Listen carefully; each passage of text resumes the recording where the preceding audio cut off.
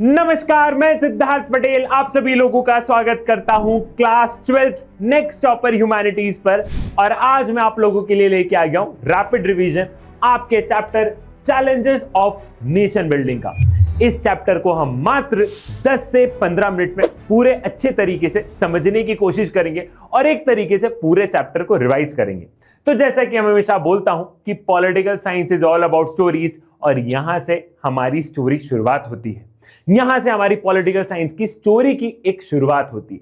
तो शुरुआत करते हैं कि हमारे देश को आजादी मिलती है ईयर 1947 से, और 1947 से हमारा देश एक नए डेवलपमेंट चैलेंज की तरफ बढ़ता है और नए नए गोल्स की तरफ बढ़ता है। 1947 से पहले भारत गुलाम था अंग्रेजों का। अब जैसे ही देश को आजादी मिली है तो भारत के अपने चैलेंजेस हैं और भारत धीरे धीरे धीरे धीरे करके आगे बढ़ रहा है।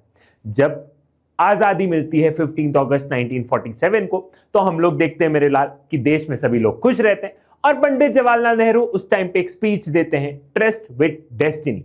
इस स्पीच में वो बात करते हैं कि हमने कैसे इस देश को आजादी मिली है और हम कैसे आगे बढ़ना चाहते हैं। अब जब आजादी मिली गई तो देश के सामने मेरे लाल 3 चैलेंजेस थे। पहला चैलेंज ये था, अकोमोडेट एंड यूनाइट इंडिया। मतलब कि हमारे देश में अलग अलग रिलीजन के लोग हैं, अलग अलग कल्चर के लोग हैं, अलग अलग लैंग्वेज के लोग हैं। इन सबको एक साथ में अकोमोडेट करना है और हमें हमारे देश को यूनाइटेडली होल्ड करना है। मतलब कि हमें सबकी डाइवर्सिटी की रिस्पेक्ट करना है, लेकिन at the same time Bharat की यूनिटी पर विशेष तौर पर ध्यान रखना है, क्योंकि इतनी डाइवर्सिटी किसी और देश के पास में नहीं थी जितनी डाइवर्सिटी भारत के पास थी बेटा। दूसरा चैलेंज था स्टैब्लिश डेमोक्रेसी। हमने बहुत सारे वादे तो कर दिए कि हम डेमोक्रेसी लेके आएंगे। इंडियन नेशनल मूवमेंट के दौरान वादे चल रहे थे कि जैसे ही देश आजाद होगा तो डेमोक्रेसी आएगी, लोगों की सरकार होगी। लेकिन डेमोक्रेसी लाना बड़ा ही कठिन है मेरे लाल, खासकर जब हम देखते हैं कि एक देश काफी गरीब हो, जहां पे कि लोग पढ़े लिखे ना हो, जहां पे कि लोगों को पता ना हो कि कौन सा लीडर उनके लिए बेहतर है और कौन सा लीडर उनके लिए बेहतर नहीं है। वोटर आईडी कार्ड बनाना, इलेक्शन कमीशन बनाना, ये अपने आप में चैलेंज है। और तीसरा है डेवलप इफेक्टिव डेवलपमेंटल पॉलिसीज। मतलब कि कुछ ऐसी पॉलिसीज बनाना जिससे कि देश का विकास हो। वो देश जिसको कि एक समय पे सोने की चिड़िया कहा जाता था, अंग्रेजों ने इस देश को लूटा है और अब हमें वापस से ऐसी पॉलिसीज बनानी है कि देश में डेवलपमेंट क्या हो, देश में डेवलपमेंट धीरे धीरे आगे बढ़े। तो इन तीनों चैलेंजेस के ऊपर अलग अलग चैप्टर बेस्ड है। इस चैप्टर में हम पहले वाले चैलेंज के बारे में बहुत अच्छे से समझने की कोशिश करेंगे, अकोमोडेट एंड यूनाइट इंडिया। इसके बाद में हम लोग देखते हैं मेरे लाल, हमारे देश का हुआ था partition, displacement and rehabilitation. Partition, आप जानते हो कि पहले भारत और पाकिस्तान एक ही था मेरे लाल। हम लोग ये देखते हैं कि अंग्रेज आए, अंग्रेज जब छोड़ के जा रहे थे तो हमारे देश का पार्टीशन हुआ 2 नेशन थ्योरी के बेसिस पे। मुस्लिम लीग की थ्योरी थी, उनकी इस थ्योरी में मानना यह था कि मुस्लिम मेजॉरिटी वाले लोगों के लिए एक अलग देश होना चाहिए और हिंदूज के लिए एक अलग देश होना चाहिए। ऑल्दो इंडिया ने अपना स्टैंड हमेशा से क्लियर रखा है कि भारत में सभी रिलीजन के लोग रह सकते हैं, बहुत पीसफुली रह सकते हैं। और जैसा कि आप अपने कॉन्स्टिट्यूशन को भी पढ़ा है, आपने देखा होगा कि हम सभी रिलीजन के लोगों की राइट्स के बारे में रिस्पेक्ट करते हैं। तो ये जो पार्टीशन हुआ था, ये 2 नेशन थ्योरी के बेसिस पे हुआ था। पाकिस्तान एक अलग देश बन गया था, ठीक है।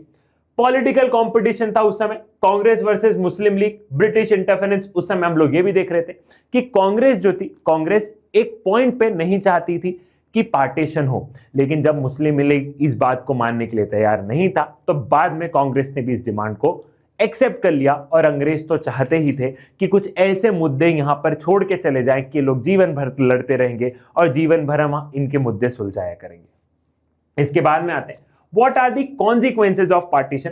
तो सबसे पहले डिस्प्लेसमेंट एंड रेफ्यूजी क्राइसिस। हम लोगों ने ये देखा मेरे लाल कि सबसे ज्यादा लोग डिस्प्लेस हुए 2 प्रोविंस में, बंगाल और पंजाब। जो पंजाब प्रोविंस थी, आधी पंजाब प्रोविंस पाकिस्तान में चली गई, आधी भारत में रह गई। और यहां पे बंगाल प्रोविंस आधी भारत में रह गई और आधी पाकिस्तान में चली गई। पहले बांग्लादेश भी मेरे लाल पाकिस्तान हुआ करता था। पहले बांग्लादेश ईस्ट पाकिस्तान था और आज का जो पाकिस्तान है वो वेस्ट पाकिस्तान हुआ करता था।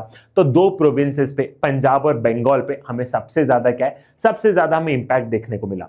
भारी मात्रा में लोग इधर से उधर डिस्प्लेस हो रहे थे, लोग रेफ्यूजी की तरह रह रहे थे। एक एग्जाम्पल के तौर पे बताता हूं, मान लो कोई पाकिस्तान से लोग भाग के भारत में आए, तो भारत में वे एक रेफ्यूजी की तरह रह रहे थे मेरे लाल, क्योंकि उनकी जमीन जायदाद घर बार सब कुछ तो पाकिस्तान में रह गया था, भारत में वो रेफ्यूजी की तरह रह रहे थे। हम लोग देख रहे थे कम्युनल वायलेंस उस समय बहुत ज्यादा हुआ, रिलीजन के नाम पे लोगों को मारा जा रहा था। उस समय हम लोग देखते हैं कि ह्यूमन हिस्ट्री में इतना बड़ा वायलेंस कहीं देखने को नहीं मिला जो हमने पार्टीशन, भारत और पाकिस्तान का जो पार्टीशन के दौरान हमें देखने को मिला।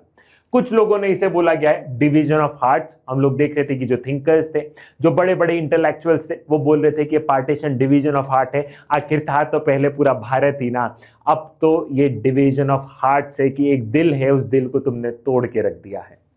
इसका बहुत ज्यादा साइकोलॉजिकल इंपैक्ट भी रहा है मेरे साइकोलॉजिकल इंपैक्ट हमने इस तरीके से देखा कि स्पेशली जो सबसे ज्यादा वल्नरेबल थी वो विमेन थी। हम लोगों ने देखा कि बहुत सारी विमेन्स के साथ में रेप हुआ है। कई बार तो परिवार के खुद के लोगों ने अपनी महिलाओं को मार दिया है, क्योंकि उनको ऐसा लग रहा था हम बॉर्डर क्रॉस करेंगे तो ऐसा ना हो कि कोई पकड़ ले, कोई अगवा कर ले, तो अपनी फैमिली की इज्जत बचाने के लिए लोग अपने घर की महिलाओं को खुद मार रहे थे। इसी समय पे हम लोग एसेट्स का भी डिवीजन हमने को देखने को मिला, क्योंकि पहले जितने भी लोग थे, टेबल कुर्सी, जितने भी सरकारी लोग, पुलिस के लोग, जितने भी सारे लोग थे, पहले थे तो सब भारत के ही रहा। अब आप कैसे बांटोगे कि ये इंसान पाकिस्तान सरकार के अंदर काम करेगा और ये इंसान भारत सरकार के अंदर काम करेगा, ये कुर्सी पाकिस्तान के पास में जाएगी और ये कुर्सी भारत के पास में जाएगी, ये टेबल वहां जाएगा, ये टेबल वहां जाएगा, आप ट्रेन को कैसे बांटोगे? ये तमाम तरीके की समस्या मेरे लाल उस समय पर थी। इसके बाद में जो अगला चैलेंज आया था वो आया था इंटीग्रेशन ऑफ प्रिंसली स्टेट्स। हम लोगों ने देखा था कि आजादी के समय 565 प्रिंसली स्टेट्स थे भारत में। प्रिंसली स्टेट्स मतलब क्या? प्रिंसली स्टेट्स मतलब यह है मेरे लाल कि जब अंग्रेजों ने हमें गुलाम बनाया तो जिस जिस एरिया पे अंग्रेजों का डायरेक्ट कंट्रोल था उसे अपन बोलते थे ब्रिटिश इंडिया। लेकिन जहां पर अंग्रेजों का कंट्रोल नहीं था, जहां पे राजा महाराजा एग्जिस्ट करते थे, आज भी एग्जिस्ट करते थे, उनको प्रिंसली स्टेट बोला जा रहा था। तो जब आजादी मिली तो ब्रिटिश इंडिया को आजादी मिली, जो हिस्सा अंग्रेजों के डायरेक्ट कंट्रोल में था उसको आजादी मिली। अब प्रिंसली स्टेट्स की सवाल आया कि प्रिंसली स्टेट्स का क्या होगा, क्योंकि वहां तो राजा महाराजा आज भी थे ना, वहां तो राजा महाराजा उस समय भी थे, तो प्रिंसली स्टेट्स का क्या होगा?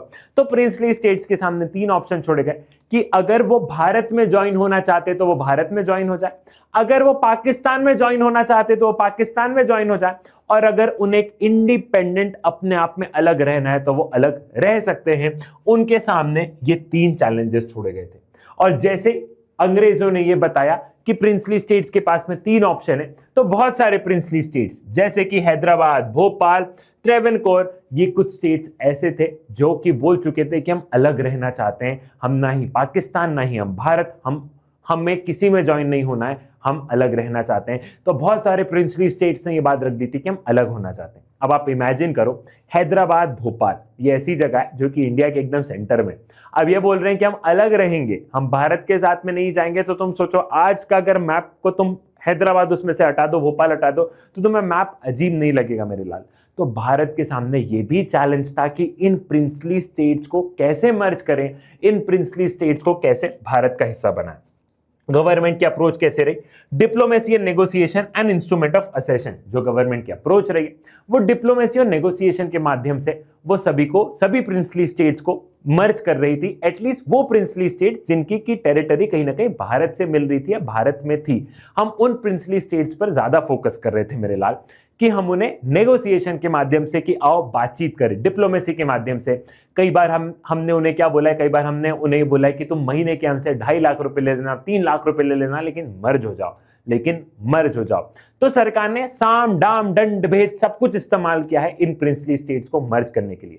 और प्रिंसली स्टेट कैसे मर्ज हो रहे थे? इंस्ट्रूमेंट ऑफ असेशन के थ्रू। इंस्ट्रूमेंट ऑफ असेशन एक एग्रीमेंट है कि अगर कोई भी प्रिंसली स्टेट एग्री है भारत के साथ में ज्वाइन करने के लिए तो आपको कुछ एग्रीमेंट, कुछ रिटर्न में तो लेना पड़ेगा। तो उसी को कहा गया है इंस्ट्रूमेंट ऑफ असेशन। इसके बाद में हम लोग देख रहे हैं असेशन ऑफ जूनागढ़, हैदराबाद एंड मणिपुर। इसमें हम लोग देख रहे थे कि जूनागढ़ में क्या हुआ था, जूनागढ़ में यूजली जो वहां के रूलर थे वो रेजिस्ट कर रहे थे, लेकिन जूनागढ़ की पब्लिक चाहती थी। तो जूनागढ़ में प्लेबिसाइड हुआ, प्लेबिसाइड मतलब वोटिंग हुई। जूनागढ़ की 90% से ज्यादा पॉपुलेशन ने बोला कि उनको भारत के साथ में ज्वाइन होना है, और इस तरीके से जूनागढ़ को भारत के साथ में ज्वाइन कर लिया। सेम मेरे लाल हैदराबाद में हमने देखा कि हैदराबाद के जो रूलर थे वो निजाम थे। निजाम को वर्ल्ड के जो रिचेस्ट लोग हैं ना, उसमें निजाम की गिनती आती थी। निजाम भारत के साथ में जुड़ना नहीं चाहते थे, लेकिन हैदराबाद की लोकेशन देखो कि चारों तरफ से भारत है, बीच में हैदराबाद है। तो हम लोग देख रहे थे कि कुछ समय हैदराबाद ने इंडिपेंडेंटली अपना काम कर रहा था। जो निजाम थे, हम लोग देख रहे थे कि हैदराबाद में क्या हो रहा था, हैदराबाद में बहुत ज्यादा प्रोटेस्ट होने लग गए। हैदराबाद प्रोविंस मतलब हैदराबाद रीजन में बहुत ज्यादा प्रोटेस्ट होने लग गए कि उनको भारत के साथ में क्या होना है, भारत के साथ में मर्ज होना है। जब प्रोटेस्ट हुए तो निजाम की जो आर्मी थी, जिसको कि हम रजाकार्स बोलते हैं, इन रजाकार्स ने क्या किया, लोगों को मारना शुरू किया, विमेन के साथ में रेप शुरू किया।